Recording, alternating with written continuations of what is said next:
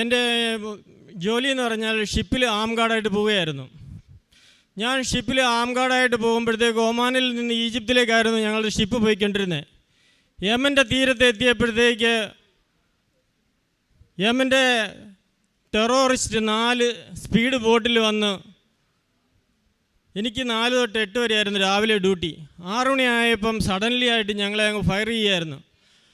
അപ്പോൾ ഞാൻ ഒന്ന് പകച്ച്, എങ്കിലും അമ്മയുടെ കൃപാസന ഉടമ്പടി കാശുരൂപം എൻ്റെ കഴുത്തിലുണ്ടായിരുന്നു.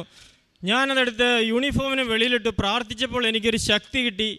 അപ്പോൾ ഞാൻ എൻ്റെ കൂടെ ഉണ്ടായിരുന്ന 2 പേരെയും അലാട്ടാക്കുകയും അവരും വന്ന് ഞങ്ങൾ 3 പേരും കൂടി അവർക്ക് എതിരായിട്ട് വെടിവെക്കുകയും ചെയ്തു. അവർ ഒരു സ്പീഡ് ബോട്ടിൽ കുറഞ്ഞത് 11-12 പേരുണ്ടായിരുന്നു. 10-40 പേരുടെ അടുക്കൽ അവരെല്ലാവരും തോക്കുധാരികളായിരുന്നു. ഓട്ടോമാറ്റിക് വെപ്പൺ ഉണ്ടായിരുന്നു, RPG ഉണ്ടായിരുന്നു. ഈ RPG ഫയർ ചെയ്തപ്പോൾ ഞങ്ങളുടെ ഷിപ്പിൻ്റെ പല ഭാഗങ്ങളും തകരുകയും ചെയ്തു. അപ്പോഴത്തേക്ക് തോമാസ്ലിയ പറഞ്ഞതുപോലെ ഞാൻ വചനം ഓർത്തു. പൗലോസ്ലിയ പറഞ്ഞതുപോലെ വളരെ ദിവസങ്ങളായി സൂര്യനോ നക്ഷത്രങ്ങളോ പ്രത്യക്ഷപ്പെട്ടിട്ട് കൊടുങ്കാറ്റ് ആഞ്ഞടിച്ചുകൊണ്ടിരുന്നതിനാൽ രക്ഷപ്പെടുന്നുള്ള ആശ തന്നെ ഞങ്ങൾ നഷ്ടപ്പെട്ടു. ഞങ്ങൾക്കും ആ ഒരു ഇതായിരുന്നു, ഞങ്ങളെ അവരെ പിടിച്ചുകൊണ്ട് പോകും, പിടിച്ചുടനെ ഞങ്ങളെ കൊല്ലുമെന്നായിരുന്നു അവരുടെ എയിം. കാരണം ഞങ്ങൾ അവരെ വെടിവെച്ചു. അവർക്ക് 1-2 പേർക്കിട്ട് ഫയർ കൊണ്ടായിരുന്നു. 6 മണി തൊട്ട് 12 വരെ വെടി നടന്നുകൊണ്ടിരുന്നു.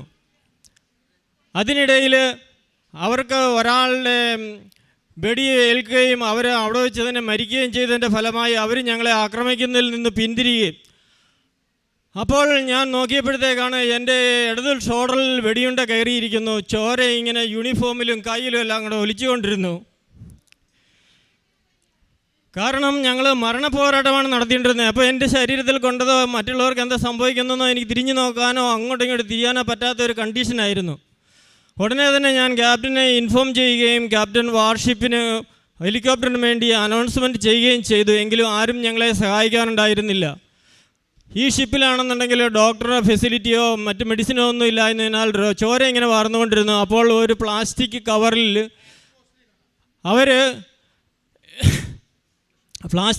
അവർ ഐസ് ക്യൂബ് എടുത്തിട്ട് എൻ്റെ ഷോൾഡറിൽ വെച്ച് കെട്ടി 1 മണിക്കൂർ കഴിഞ്ഞപ്പോഴത്തേക്ക് രക്തമൊലിക്കുന്നത് നിന്ന്. അപ്പോൾ ഈ ഷിപ്പിൻ്റെ പല ഭാഗങ്ങളും കേട് സംഭവിച്ചതിനാൽ ഷിപ്പിൻ്റെ സ്പീഡ് കുറയുകയും ഞങ്ങൾ 4 ദിവസം കഴിഞ്ഞ് ജിബൂത്തിയിലെത്തിയ ഉടനെ ഹോസ്പിറ്റലിൽ പോവുകയും അവിടെ വെച്ച് ഓപ്പറേഷൻ ചെയ്ത് ബുള്ളറ്റ് എൻ്റെ ഷോൾഡറിൽ നിന്ന് എടുക്കുകയും ചെയ്തു. ഈ സമയത്തെല്ലാം ഞാൻ ഈ 4 ദിവസവും കൃപാസനത്തിലെ അമ്മയുടെ ഉടമ്പടി കാശുരൂപം മാത്രമേ ഉള്ളൂ എൻ്റെ കയ്യിൽ. കാശുരൂപം വെച്ച് പ്രാർത്ഥിച്ചുകൊണ്ടിരുന്നു. അതിനാൽ എനിക്ക് വേദനകളൊന്നും അത്ര വലുതായി തോന്നിയില്ല. പക്ഷേ ഓപ്പറേഷൻ ചെയ്തപ്പോഴത്തേക്ക് എനിക്ക് എൻ്റെ ഈ ജിബൂത്തി എന്ന് പറയുന്ന മുസ്ലിം കൺട്രിയാണ്. അതിനാൽ എൻ്റെ കഴുത്തിൽ കിടന്ന കൊന്തയും കാശുരൂപം എല്ലാം ഊരി മാറ്റി. അപ്പോൾ എനിക്ക് വേദന കൊണ്ട് സഹിക്കാൻ മേലാതായി.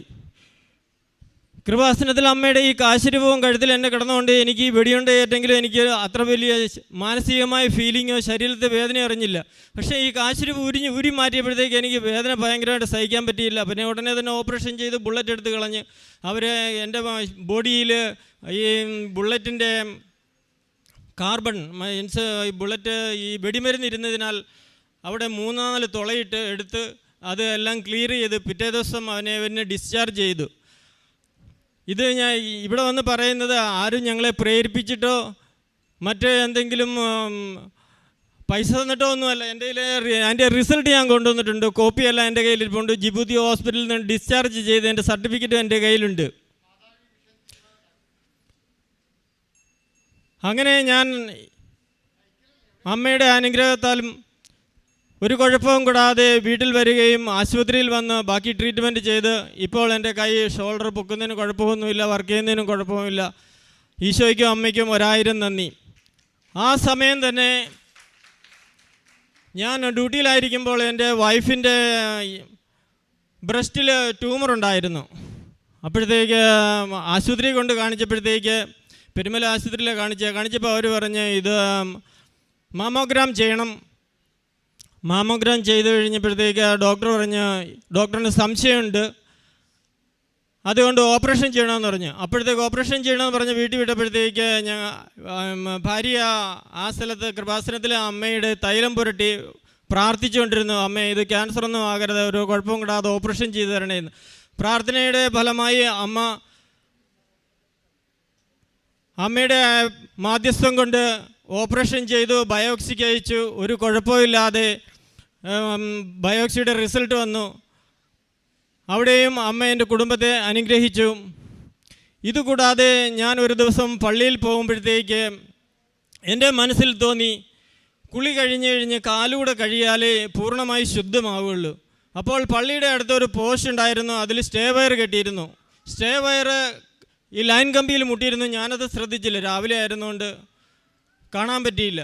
ഞാൻ ആ സ്റ്റേ വയറിൽ പിടിച്ച് കാല് നദിയിലേക്ക് ഇടുകയും എൻ്റെ ശരീരം മുഴുവൻ തീയായിരുന്നു. അപ്പോഴും എൻ്റെ ശരീരത്തിൽ കൃപാസനത്തിൽ മാതാവിൻ്റെ ഉടമ്പടി കാശിരം ഉണ്ടായിരുന്നു. ഞാൻ എൻ്റെ ഈശോയെ എന്നൊന്ന് വിളിക്കുകയും ഒരു ശക്തി എന്നെ അവിടുന്ന് വലിച്ചു മാറ്റുകയും ചെയ്തു. കാരണം ഒരു കിളിയോ മറ്റേതെങ്കിലും പക്ഷിയോ വന്ന് ആ ലൈനിൽ മുട്ടിക്കഴിഞ്ഞാൽ കരിയുന്നത് ഞാൻ കണ്ടിട്ടുണ്ട്. കാരണം അത് 440 വോൾട്ടായിരുന്നു. അപ്പോൾ ഞാൻ ഈ വെള്ളത്തിലേക്ക് കാലിട്ടപ്പോഴത്തേക്ക് ഒരു കാരണവശാലും എന്നെ ഇവിടുന്ന് രക്ഷപ്പെടുത്താൻ ആരും ഇല്ലായിരുന്നു, രക്ഷപ്പെടാനും സാധ്യതയില്ലായിരുന്നു. പക്ഷേ എൻ്റെ ഈ ശരീരത്തിൽ ധരിച്ചിരുന്ന കൃപാസന അമ്മയുടെ കാശിരൂപം കാരണം എനിക്ക് അവിടുന്ന് മാതാവിൻ്റെ സംരക്ഷണവും ഈശോയുടെ അനുഗ്രഹവും കൊണ്ട് ആ ആപത്തിൽ നിന്നും ഞാൻ രക്ഷപ്പെട്ടു. പിന്നെ ഇതുകൂടാതെ എൻ്റെ സഹോദരന്മാർ 15-20 വർഷമായിട്ട് നേപ്പാളിൽ ജോലി ചെയ്തുകൊണ്ടിരിക്കുകയായിരുന്നു. അവിടെ പള്ളിയോ പ്രാർത്ഥനയോ ബൈബിൾ വായനയോ ഒന്നും ഇല്ലാത്തൊരു സ്ഥലമായതുകൊണ്ട് ഇവരും അവിടെ പോയി കഴിഞ്ഞിട്ട് പള്ളിയിൽ പോവുകയോ കുർബാന സ്വീകരിക്കുകയോ ബൈബിൾ വായിക്കുകയോ പ്രാർത്ഥനയോ ഒന്നും ഇല്ലായിരുന്നു. എൻ്റെ പെങ്ങളുടെ മകളുടെ കല്യാണത്തിന് അവർ രണ്ടുപേരും ഒന്നിച്ച് നാട്ടിൽ വരികയും ചെയ്തപ്പോഴത്തേക്ക് ഞാൻ അവരെ കൊണ്ടുപോയി കുമ്പസാരിക്കുകയും അതിനുശേഷം ഒരു ദിവസം ഞായറാഴ്ചയായിരുന്നു, ഇവിടെ നമ്മുടെ ജോസഫച്ചൻ കുർബാന നടന്നുകൊണ്ടിരുന്നു. അതിനപ്പോഴത്തേക്ക് ഞാൻ ഉള്ളിൽ പ്രാർത്ഥിച്ചുകൊണ്ടിരുന്നു, ജോസഫച്ചൻ തന്നെ ഇവർക്ക് വിശുദ്ധ എഴുന്നള്ളിച്ച് കൊടുക്കണം. കാരണം ഇവർക്ക് ഒരു മനപരിവർത്തനം വരണം, ആന്തരിക സൗഖ്യം ഉണ്ടാകണം, ഇവരുടെ ഈ കഴിഞ്ഞ ജീവിതത്തിൽ നിന്ന് ഒരു മാനസാന്തരം ഉണ്ടാകണം. ഞാനിവിടെ നിന്ന് പ്രാർത്ഥിച്ചുകൊണ്ടിരുന്നപ്പോഴത്തേക്ക് അച്ഛൻ സാധാരണ വിശുദ്ധ എഴുന്നള്ളിച്ച് കൊടുക്കാറില്ല, മിക്കപ്പോഴും കൊച്ചച്ഛനും സിസ്റ്റേഴ്സുമാണ് കൊടുക്കുന്നത്. അന്ന് എൻ്റെ പ്രാർത്ഥന അമ്മ കേട്ട് അവർക്ക് വിശുദ്ധ എഴുന്നള്ളിച്ച് കൊടുത്തത് ജോസഫച്ചൻ തന്നെയായിരുന്നു. അതിനുശേഷം അവർ നേപ്പാളിൽ പോവുകയും എല്ലാ ദിവസവും ബൈബിൾ വായിക്കുകയും എല്ലാ ദിവസവും ജോലി കഴിഞ്ഞു ഇന്ന് പ്രാർത്ഥിക്കുകയും അതുപോലെ തന്നെ അവരുടെ മക്കളെയും പ്രേരിപ്പിക്കുകയും കുടുംബാസനത്തിൽ വരണം, ഉടമ്പടി എടുക്കണം, നിങ്ങൾ അമ്മയോട് പ്രാർത്ഥിക്കണം, യൂട്യൂബിൽ ഇത് കാണണം എന്നൊക്കെ അവർ തന്നെ ഇങ്ങോട്ട് പറയും. ഇങ്ങനെ ബൈബിൾ കാര്യമോ അവർ സാക്ഷ്യങ്ങളോ ഒന്നും പറയാത്ത, ബൈബിളിനെ പറ്റി അറിയാത്തവരാണ്. അവരവരുടെ കുടുംബത്തെ ഇപ്പം പ്രാർത്ഥനയിലേക്ക് നയിക്കാനായിട്ട് ഒരു പുതിയ മാനസാന്തരം ഉണ്ടായി. കർത്താവ് വാഗ്ദാനങ്ങളിൽ വിശ്വസ്തനാണ്. ഞാനൊരു വചനം നിങ്ങളുമായി ഷെയർ ചെയ്യാൻ ആഗ്രഹിക്കുന്നു. ഈ വചനമാണ് എനിക്ക് ശക്തി തന്നത്. ഇതാ ഞാൻ നിന്നോട് കൂടെയുണ്ട്, നീ പോകുന്നിടത്തെല്ലാം ഞാൻ നിന്നെ കാത്തുരക്ഷിക്കും, നിന്നെ ഈ നാട്ടിലേക്ക് തിരികെ കൊണ്ടുവരും, നിന്നോട് പറഞ്ഞതൊക്കെ നിറവേറുന്നത് വരെ ഞാൻ നിന്നെ കൈവിടുകയില്ല. ഇത് ഉൽപ്പത്തി 28:15 ഞാൻ പറഞ്ഞത്. താഴെ തന്നെ 2 വചനം കൂടെ ഉണ്ട്, 16ഉം 17ഉം. അപ്പോൾ യാക്കോബ് ഉറക്കത്തിൽ നിന്ന് എഴുന്നേറ്റ് പറഞ്ഞു, തീർച്ചയായും കർത്താവ് ഈ സ്ഥലത്തുണ്ട്, ഞാൻ ഇതറിഞ്ഞില്ല. ഭീതി പൂണ്ട് അവൻ പറഞ്ഞു, ഈ സ്ഥലം എത്ര ഭയാനകമാണ്, ഇത് ദൈവത്തിൻ്റെ ഭവനമല്ലാതെ മറ്റൊന്നുമല്ല, സ്വർഗത്തിൻ്റെ കവാടമാണ് ഇവിടം. പരിശുദ്ധ അമ്മയ്ക്കും ഈശോയ്ക്കും കോടാനുകോടി നന്ദി പറയുന്നു. തുടർന്ന് ഞങ്ങളുടെ ജീവിതത്തിൽ അമ്മയുടെ മാധ്യസ്ഥവും ഈശോയുടെ അനുഗ്രഹവും ഉണ്ടാകണമെന്ന് താഴ്മയായി അപേക്ഷിക്കുകയും ചെയ്യുന്നു. ജയ് ക്രിസ്തു.